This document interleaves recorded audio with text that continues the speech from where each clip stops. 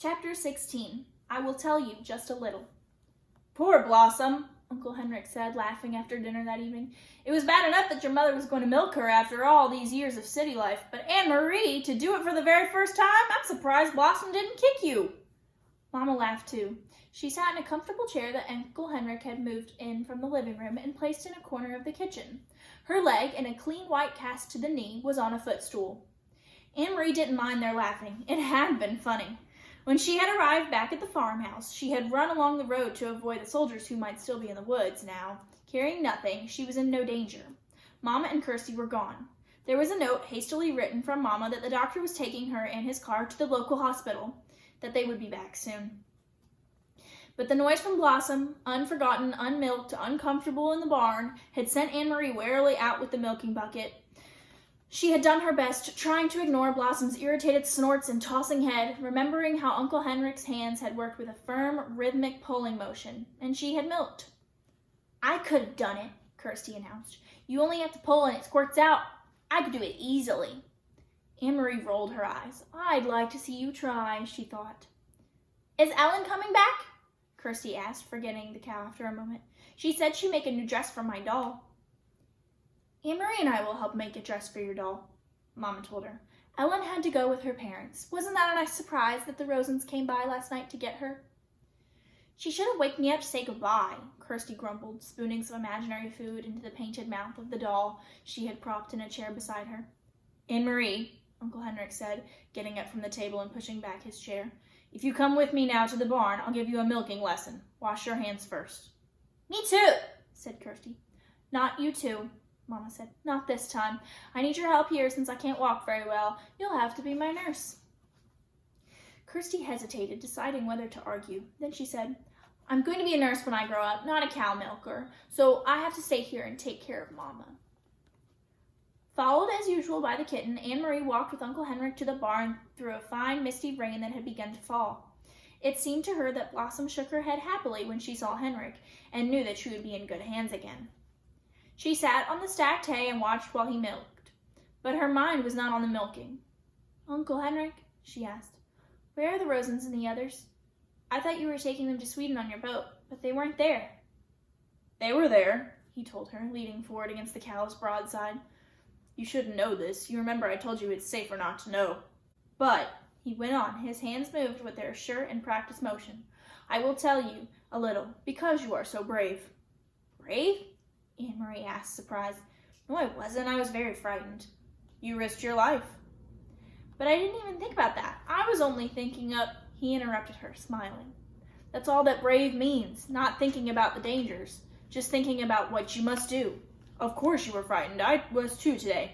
But you kept your mind on what you had to do. So did I. Now let me tell you about the Rosens.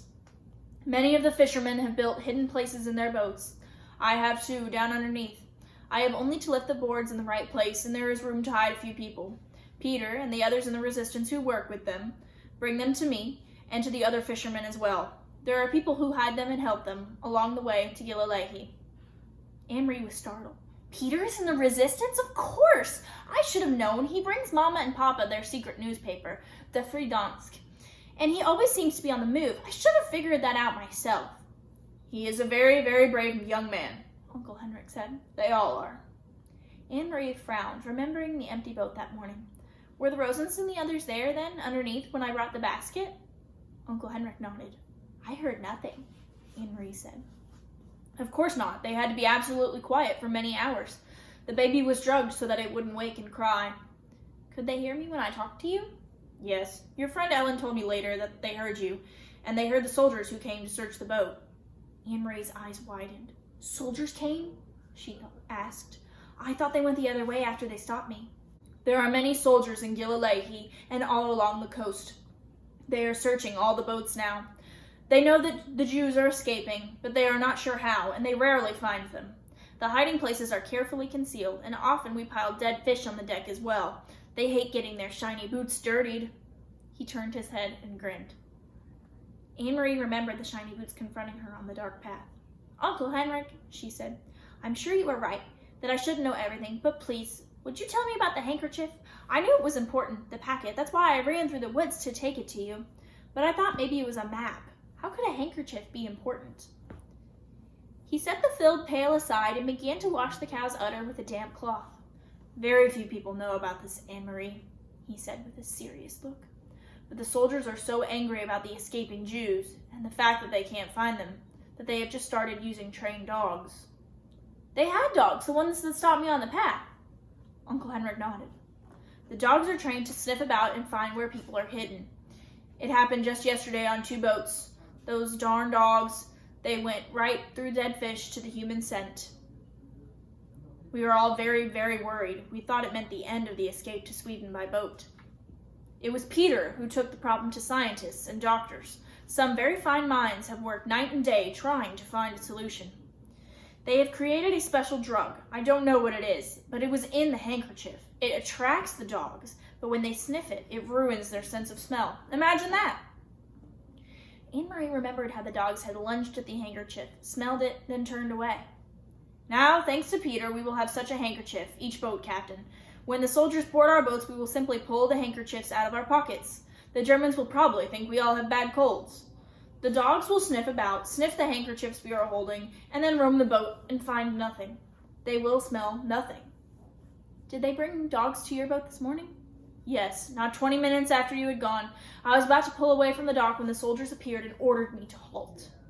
They came aboard, searched, found nothing. By then, of course, I had had the handkerchief. If I had not, well, his voice trailed off and he didn't finish the sentence. He didn't need to. If she had not found the packet where Mr. Rosen had dropped it, if she had not run through the woods, if the soldiers had taken the basket, if she had not reached the boat in time, all of the ifs whirled around in Anne-Marie's head. They're in Sweden now? She asked. Are you sure?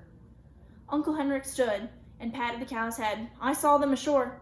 There were people waiting to take them to shelter. They are quite safe there. But what if the Nazis invade Sweden? Will the Rosens have to run away again?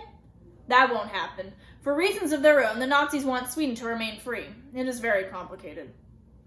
Anne-Marie's thoughts turned to her friends hiding under the deck of the Ingeborg. It must have been awful for them, so many hours there, she murmured. Was it dark in the hiding place? Dark and cold and very cramped, and Mrs. Rosen was seasick, even though we were not on the water very long. It is a short distance, as you know. But they are courageous people, and none of that mattered when we stepped ashore. The air was fresh and cool in Sweden, and the wind was blowing. The baby was beginning to wake as I said goodbye to them. I wonder if I will ever see Ellen again, Anne-Marie said sadly.